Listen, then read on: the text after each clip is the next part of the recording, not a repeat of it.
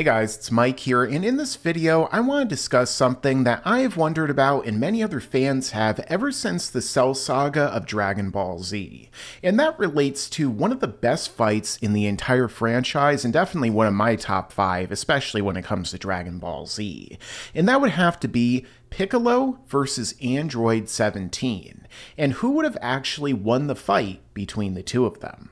So what I'm going to be doing here in this video is going in depth into the fight, analyzing it panel by panel in the manga, and discussing in depth who I think would have won, with evidence for, against, and everything else along those lines. So let's get into that right now and start discussing that. So of course, as we know, what ended up happening in the Cell Saga was that after Piccolo merged and reunited with Kami, the god of the earth, taking the evil side and the good side at one point of King Piccolo and Kami, and reuniting them together into one body in the nameless Namekian, which we would just go on to call Piccolo, even though Goku called him Kamikolo at one point. The fact of the matter is Piccolo got a significant power boost, and this was able to propel him to the level of Android 17, the more powerful of the two different androids between him and 18. Of course, 16 was more powerful, but I'll get into that in a little bit. Nonetheless, what ended up happening is 17 and 18 showed up on Master Roshi's island, and so Piccolo, in this situation, had to fight him. So they went off to one of these nondescript islands that they always tend to find in Dragon Ball, somewhere in Micronesia or something, I don't really know, and they ended up fighting together in what ended up being one of the best fights overall. So of course, initially going into this fight, as we see, 17 doesn't think that Piccolo really stands any chance whatsoever. Of course, he seems to think he knows Piccolo's every move and all of his capabilities. But he couldn't be more wrong in this case, because as we would go to see, he would be proven wrong very shortly. After all, Piccolo goes on to fight the androids. He didn't really know that he was only going to be able to have a one-on-one fight. As you can see right here, Piccolo's surprised when he finds out that 17 is going to be fighting alone.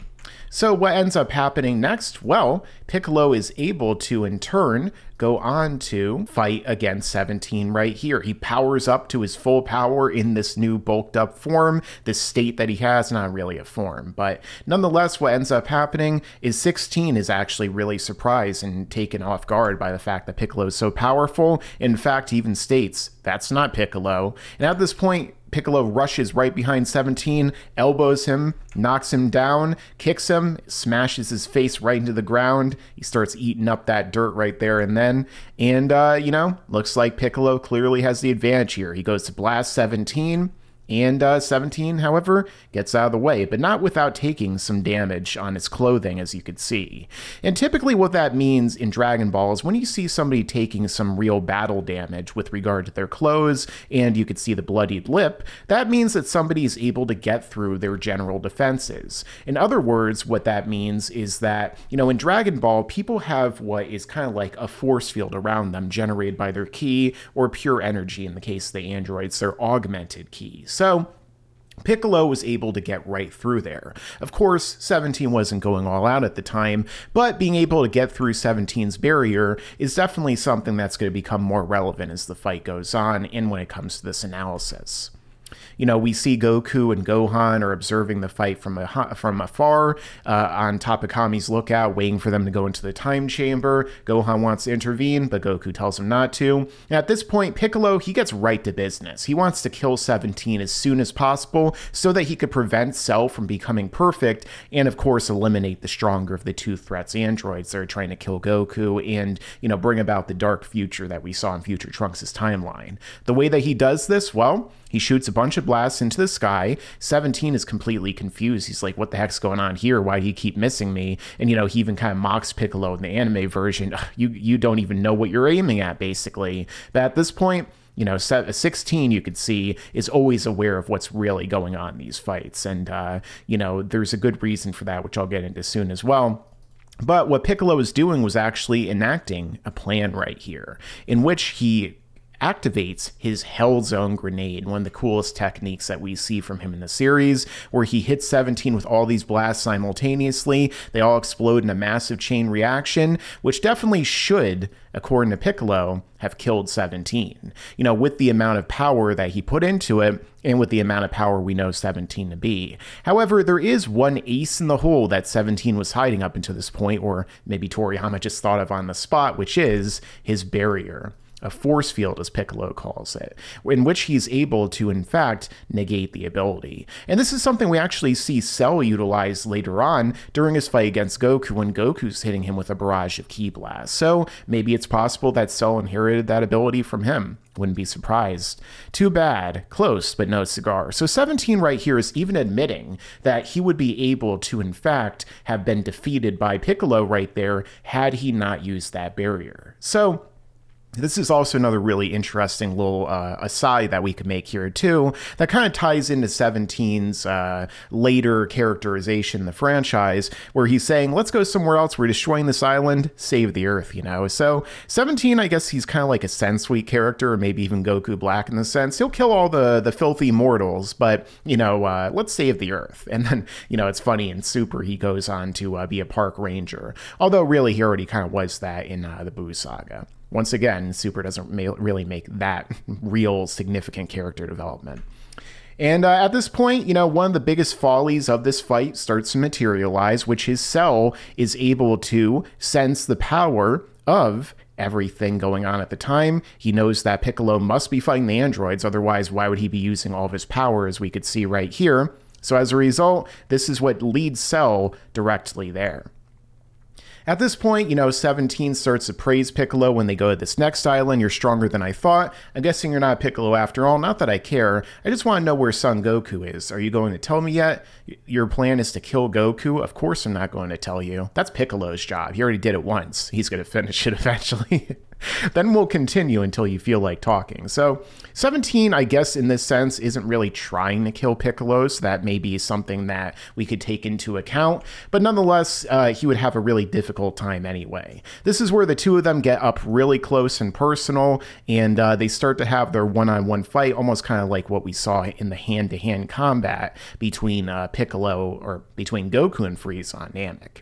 And this is where we get an even more awesome part of the fight, where they're hitting each other with their shots, Piccolo's missing, and then we even get this awesome little shot of 17 when he punches Piccolo, that he actually is going really far into that and punching basically right through him. He's almost turning into like Plastic Man or Luffy at that point, where he's stretching with his body, Mr. Fantastic, I suppose you could say. And, you know, he's knocking Piccolo down, but Piccolo gets right back up, and what does he do at this point? He starts to dodge 17's attacks. And what he says here is, you're pretty fast, but your punch isn't much. What? Say, what do you think you're talking, or who do you think you're talking to? I'm the most powerful being on Earth. I guess you haven't heard of Cell yet. Well, obviously he hasn't. And that's another thing that maybe we can indicate right here, another possible theory as to the power output of the androids. For all we know with regard to the androids, sure, they always stay at a certain level of power in terms of not losing their energy, something that would become a factor in this fight later on. But another thing is too, when it comes to their energy output, their damage output, is it really as significant as someone like a Piccolo, for instance, or someone like Goku or Vegeta when they're at a similar level to 17 in base power level, let's say, as a Super Saiyan or so on, but then they can amplify their power beyond that with like a Kamehameha, Big Bang, or Final Flash, or something like that.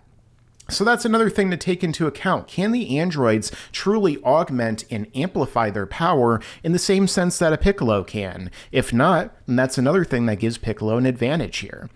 Because even if he is as equally powerful as 17 in terms of his base power level, you could say, in terms of like his maximum that he'll be giving off if you were to have read a scouter of him, nonetheless, he might be able to put out even more energy than 17, which becomes a bigger factor too.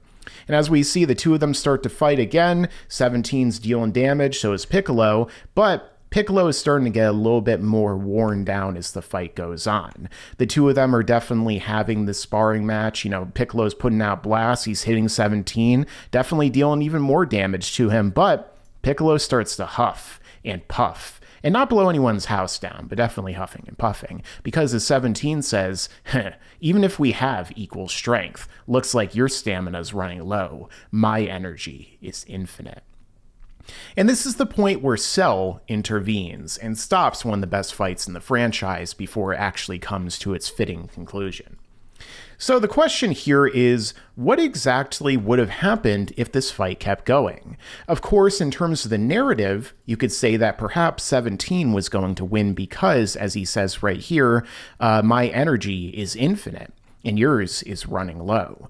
So as the fight would continue to go on, in terms of their power levels, if we have 17 right here, Piccolo right here, maybe even Piccolo started a little bit stronger than 17 based upon, some of what we see early on. The fact of the matter is that Piccolo would only continue to decline and decline and decline and decline over time, whereas 17 would always stay at that, 10 out of 10, whereas Piccolo would go 10, 9.8, 9.5, 9, 8, so on and so forth. However, that doesn't mean that Piccolo would actually lose because, like I mentioned before, Piccolo has the ability to amplify his ki output significantly with special attacks, like, for instance, the Special Beam Cannon. And that's one of the abilities that Piccolo never even attempted to use against 17 or the androids. At this point, that's another really powerful technique because not only is it a piercing technique that could go through someone's natural barrier, someone's natural force field, but it's very likely that it also would have been able to cut right through 17's force field that we see right here. After all, there was this kind of no limits fallacy that we saw in the Dragon Ball fandom for a very long time that people are like, oh, 17 could probably negate any energy attack that comes after him, but that's never really stated. And I feel like a sufficient enough attack likely would be able to get through that blast or that barrier, especially because the fact that we go on to see later on during the fight between Piccolo and Cell that this is something that is almost a certainty in my eyes, because when it comes to like a straight up fight, a brawl between the two of them, it is likely that 17 one-on-one would be able to take it because, like I mentioned before, the energy. However, there is abilities that Piccolo has, like the Special Beam Cannon, or something that's even more powerful as we see against Cell, which is that Piccolo goes on to fight Cell. Cell is vastly more powerful than him and everyone else at this point, except for Android 16, because of the fact that he had absorbed so many people, thousands, millions, who really knows at this point, but he definitely augmented his power significantly. The population of the Earth in Dragon Ball is a lot less than on our Earth because of, Piccolo having wiped out most of them when he was King Piccolo, but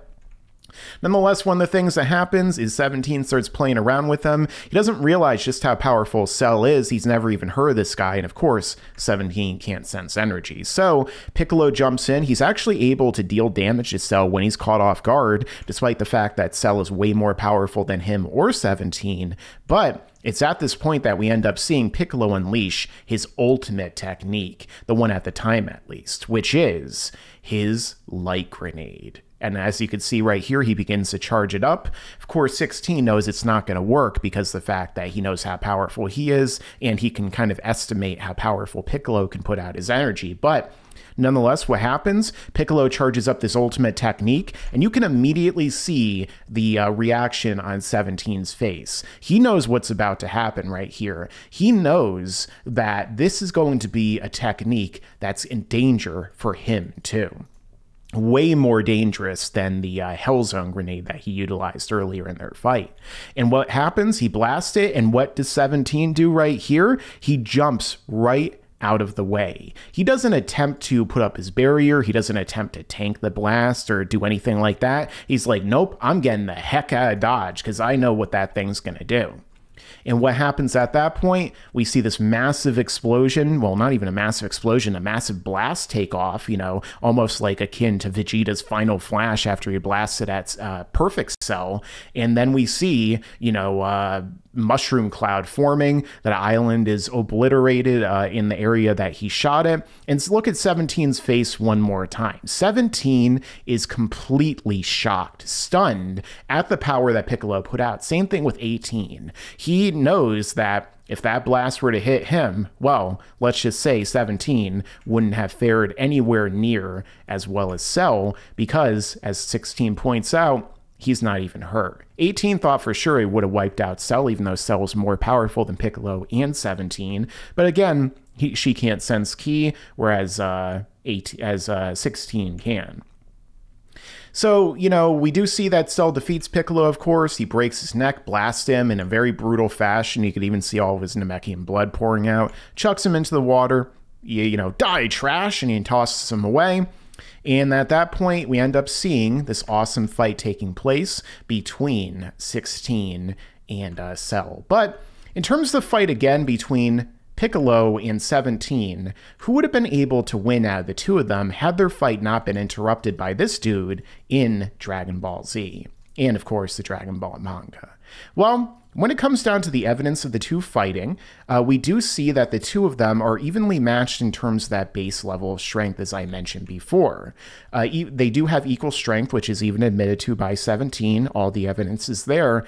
However, 17, although he does have that barrier I mentioned earlier, likely could not be able to match up to the power or tank the power of a Makanko Sappo, the special beam cannon, or that light grenade. And thus, as a result, I think that picture I showed you guys before of 17 jumping the heck out of the way immediately and, being totally shocked by the power that Piccolo put out is a great indicator to me that Piccolo would have been able to defeat 17 with this ultimate attack. He would have tired himself out. He would have, diminished himself a little bit by firing that blast off, because it is such a massive blast that would utilize so much of his on-hand energy. But nonetheless, if he hits 17, I don't think that barrier is going to matter, because 17 is going to probably be obliterated, or at the very least damaged to the point to where he could not continue to fight.